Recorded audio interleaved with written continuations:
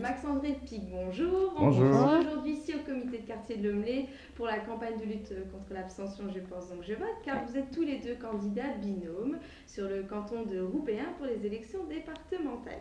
Alors je vais vous demander de vous présenter pour les Roubaisiens qui ne sauraient pas encore qui vous êtes, de me redonner votre parcours politique et un peu votre portrait, d'où vous venez, voilà, ce que vous faites dans la vie en dehors de vos mandats respectifs. Ok, donc moi c'est Karima Zougache, j'ai 36 ans, je suis mariée, j'ai 2 enfants. Je suis élue à la mairie de Roubaix, présidente de la commission des appels d'offres. Et j'ai une activité professionnelle en parallèle où je suis responsable d'une équipe de designers dans une industrie du textile en Belgique.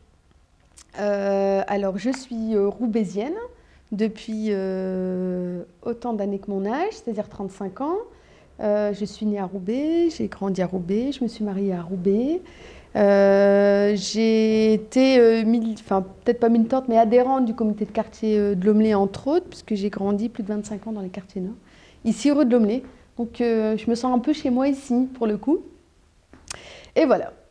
Et on a même des archives du blog de Roubaix où Karima me pose une question. Tout à fait. À un mandat précédent, Ouais, j'ai vu. une élection précédente. C'était le municipal il y a 6 ans. Pour un débat, c'était ça. Exactement, C'était pour un débat. c'était ici. Et elle avait posé la première question. J'avais oublié, mais on m'a remontré la vidéo il y a quelques jours. Donc Maxandré Pic, 56 ans, marié, 4 enfants, élu municipal depuis 1995, dans l'opposition municipale la quasi-totalité, sauf depuis une petite année, puisque avec Guillaume Delbar en chef de file, on a cette fois réussi à gagner la ville, et je suis donc son premier adjoint au maire. Je suis en charge de l'urbanisme, des travaux et des finances. Je suis élu à la communauté urbaine de Lille également, et je suis par ailleurs cadre commercial dans une grande entreprise. Pourquoi, en tant qu'élu municipal, vous vous présentez à ces élections départementales ? Alors, c'est une logique. C'est une logique. Dans quel sens ? Aujourd'hui, nous avons été élus il y a 1 an. Nous mettons en place un programme que nous avons exposé durant la campagne électorale. Et le département a des compétences qui sont en lien avec notre programme. Et donc, c'est une logique simplement c'est une continuité de la politique qui est mise en place aujourd'hui via Guillaume Delbar et toute l'équipe municipale. Et on souhaite faire le lien avec le département. Oui, c'est ça. Nous, on propose aux Roubaisiens, en fait, qui ont voulu le changement au mois d'avril dernier aux élections municipales, de poursuivre le mouvement. Il faut que le département change, il faut que la majorité change, parce que ce département est très mal géré, et a oublié Roubaix. Et donc on veut simplement que le département retrouve sur une carte où est Roubaix, et remettre des moyens, en particulier sur l'insertion et sur différents domaines, mais j'imagine que vous allez nous poser des questions, donc je vais pas y rentrer tout de suite. Quelles sont les grandes lignes du programme que vous défendez ? Alors l'insertion, j'ai commencé comme ça. Roubaix est une ville qui a de grandes difficultés sociales, tout le monde le sait, c'est à peu près une famille sur 2 qui vit de minima sociaux.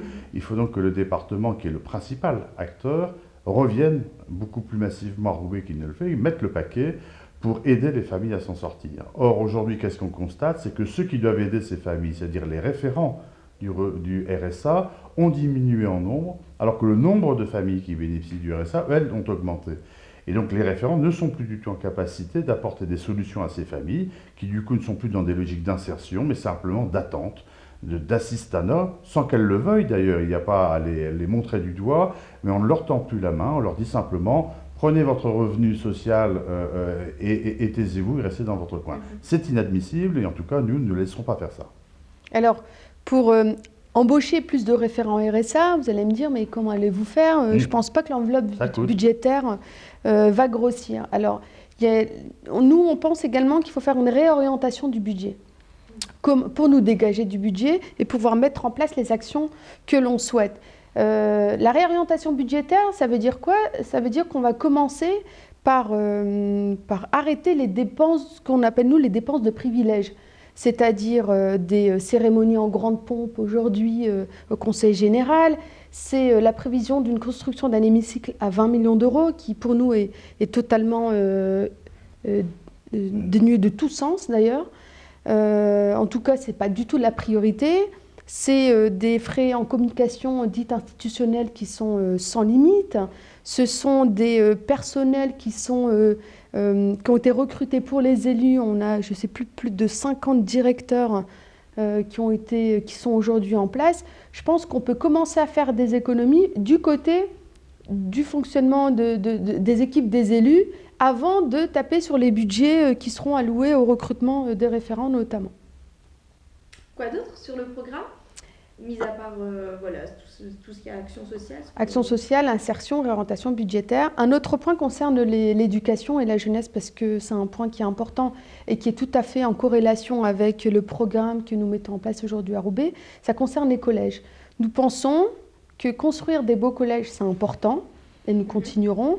Ceci étant, il faut aller plus loin dans la réflexion et dans l'action et qu'il faut réserver des enveloppes budgétaires pour que des projets soient mis en place dans les collèges et faire sortir les collégiens de ces beaux bâtiments. Ce qui se passe aujourd'hui, nous avons donc un constat qui a été confirmé par une réunion qui a été faite le mois dernier avec tous les collèges de Roubaix. Ce qui remonte, c'est que, ok, on a des beaux bâtiments, mais il n'y a plus d'argent pour faire sortir nos collégiens. On ne peut plus mettre en place ou trop peu de projets éducatifs, et donc il faut avoir l'intelligence de réserver une enveloppe budgétaire pour ça. Et dans les collèges, il y a également de la sécurité. C'est-à-dire que pour que des jeunes et des équipes éducatives puissent fonctionner dans de bonnes conditions, il faut aussi qu'il y ait de la sécurité. La sécurité dans le collège, mais également aux abords du collège. Et nous prenons aussi là des engagements, comme on le fait d'ailleurs au niveau municipal et de la ville, à multiplier le nombre de caméras de vidéosurveillance pour permettre une meilleure tranquillité et qu'on ne voit pas, comme on le voit aujourd'hui, des trafics juste à la sortie du collège qui sont parfaitement inadmissibles. Et la sécurité, le département l'a oublié. Il l'a oublié dans les collèges, je viens de le dire, il l'a oublié dans les transports en commun, il l'a oublié dans la circulation, il investit de moins en moins dans les routes, et tout ça pose de vrais problèmes. Il va falloir vraiment qu'on change les orientations à ce niveau-là aussi. Quelles sont les attentes des habitants? J'imagine que vous êtes allé à leur rencontre. Oui. Quelles sont les attentes des habitants par rapport à ces élections et comment votre programme va y répondre? Alors, sur le point de l'insertion, moi, j'ai rencontré un certain nombre de personnes qui sont des allocataires du RSA et plusieurs se sont plaints qu'ils ne voyaient que trop peu leurs référents RSA. Du coup, c'est des personnes qui ont besoin qu'on les accompagne. Ce ne sont pas des assistés du tout, hein. C'est des personnes qui ont besoin d'un petit coup de pouce et c'est notre devoir de leur mettre à disposition des référents qui seront là pour les motiver, pour les accompagner et pour les aider à retrouver du travail parce qu'ils en ont besoin. C'est une limite, un retour à la dignité. Que ces personnes-là ont besoin. Donc, sur le nombre de référents RSA, c'est important, on doit créer plus de postes.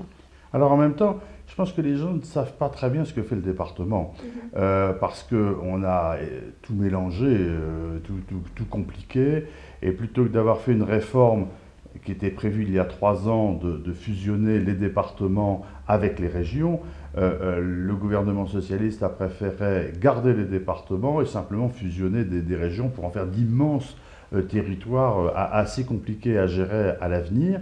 Et donc les gens ne s'y retrouvent plus. Qui fait quoi? Qui fait le collège, le lycée, les écoles, la formation professionnelle, l'insertion, l'aide sociale? Et donc finalement, je pense que les acteurs ont souvent beaucoup de mal à nous faire une demande précise dans le domaine du département, ce qui concerne le département, et ils reviennent à des sujets qui sont souvent municipaux d'ailleurs, de propreté de la ville, de sécurité, d'emploi, de logement, qui reviennent très souvent, même si le département, sur ces sujets-là, à l'exception du logement, n'a pas un pouvoir considérable. Tout à fait. D'ailleurs, le logement, c'est un point qui est récurrent dans les conversations que nous avons avec les habitants. C'est qu'ils sont effectivement dans des logements sociaux, mais qui ont vraiment besoin d'une réhabilitation. Et là encore, on a besoin du Conseil général. Et là l'Omlé est bien placé parce que les bailleurs sociaux, ou le bailleur social d'ailleurs, qui intervient beaucoup sur ce quartier, ne fait pas son boulot.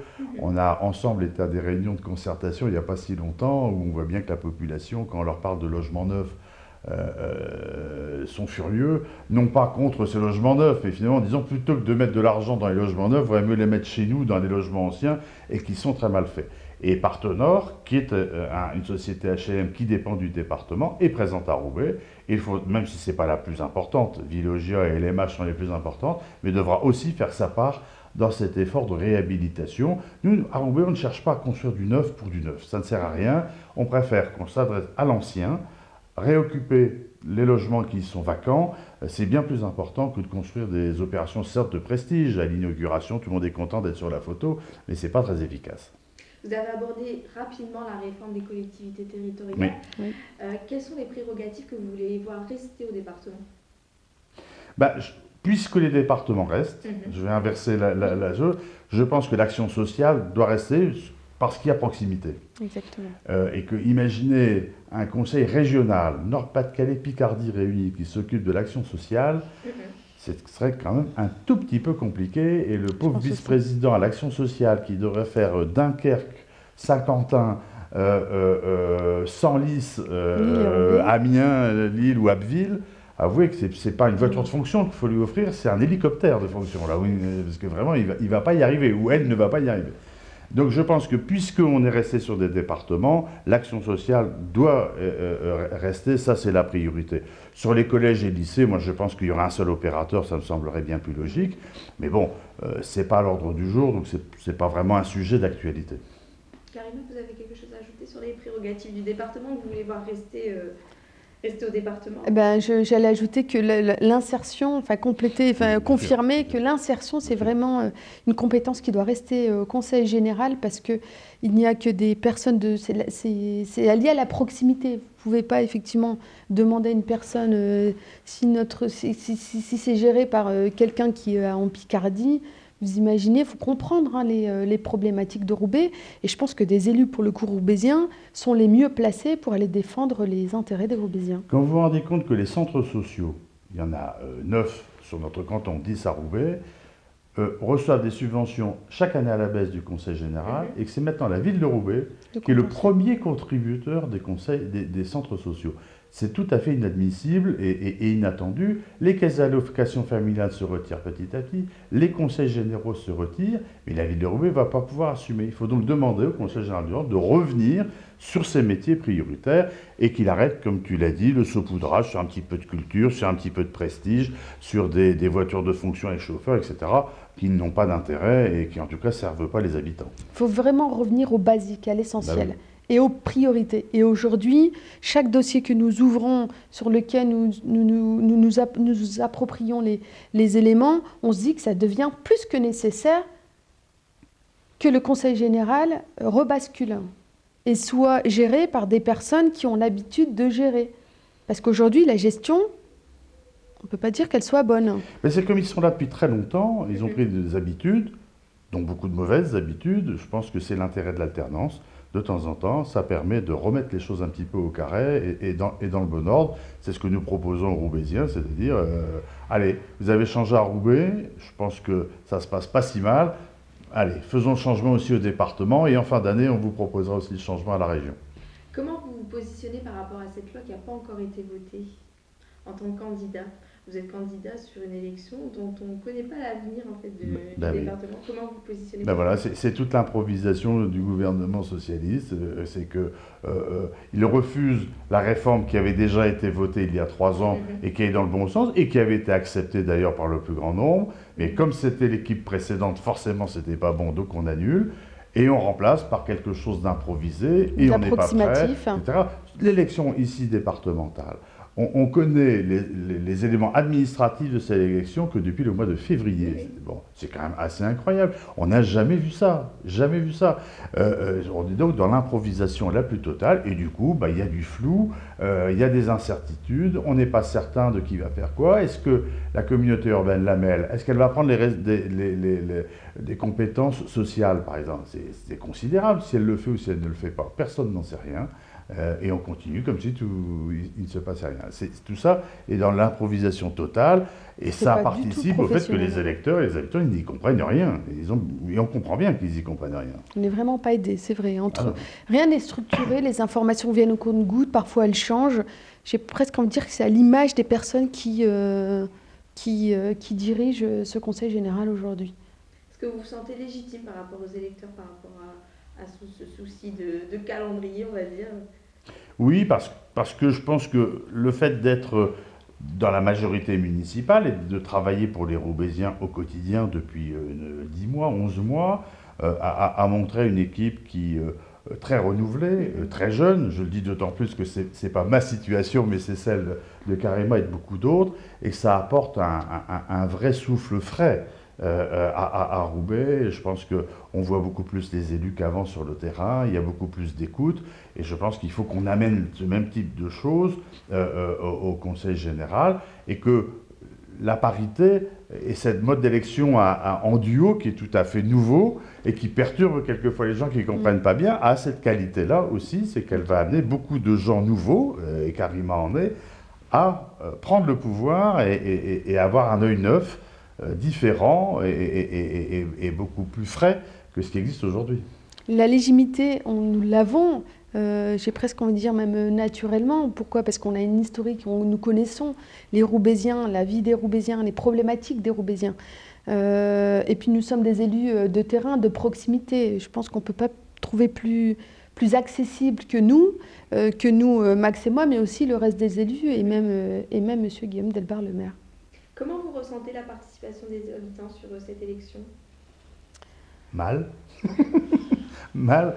Je pense ça ne s'annonce pas spécialement. Roubaix, malgré les actions que vous menez depuis très longtemps, fait que cette ville est en général la moins votante, ou une des villes les moins votantes de France. Je crains malheureusement que nous battions à nouveau ce triste record d'abstention. C'est très compliqué d'intéresser les gens à cette élection, on s'en rend bien compte. Et pour les questions de flou qu'on a évoquées déjà à plusieurs reprises. Et puis, c'est une date qui est tout à fait mal choisie. On sort de vacances scolaires, il n'y a que 15 jours de campagne. On a très peu de moyens, parce que là aussi on est dans l'improvisation la plus totale. Donc c'est très compliqué pour les candidats d'intéresser les gens. Les gens ne savent pas, ils ne comprennent pas qu'il y ait 2 candidats. En fait, il y en a 4 d'ailleurs, puisqu'on a chacun un et une remplaçante. Ce qui ne s'est jamais produit. Donc les gens me disent souvent, mais je vote pour qui? Pour Madame Zougache ou pour vous? Non, ben pour les deux, hein, ne rayez pas un nom, c'est bien pour les deux. Oui. Mais donc c'est la brasse coulée sur le sujet. Donc j'ai bien peur qu'à Roubaix, on soit à nouveau sur des taux d'abstention extrêmement élevés. Tout à fait. Je voulais ajouter effectivement que sur l'abstention, nous avons fait une campagne de terrain. Donc nous avons rencontré un certain nombre de Roubaisiens, en faisant du porte-à-porte, en allant sur les marchés, en allant à un maximum de réunions publiques. Et il y a pas mal de Roubaisiens qui nous disent « Ah bon, on doit voter ?» Donc l'information n'est même pas véhiculée par les médias, sauf là maintenant, effectivement, parce qu'on vote la semaine prochaine. Mais auparavant, ce matin, je voyais encore des mamans, je leur disais « Vous n'oubliez pas d'aller voter le 22 ». Elles me regardaient en disant « Mais il se passe quoi le 22 ?» Quand bien même vous avez des panneaux dans la ville, nous avons les panneaux officiels. Donc il faut qu'il y ait un peu plus de moyens qui soient mis sur le fait qu'il est important d'aller voter et qu'il y ait un peu plus de communication sur les dates d'élection. Un dernier message pour conclure à faire passer aux électeurs pour ce premier tour? C'est très simple. En Max et moi, vous avez une vraie alternative qui enfin s'offre à vous. Donc votez Max et Karima. Max-André Pi? Très bien, Karima a parfaitement parlé et donc je n'ai rien à rajouter. Votez Karima et Max-André, ce sera parfait. Merci beaucoup. Merci à vous.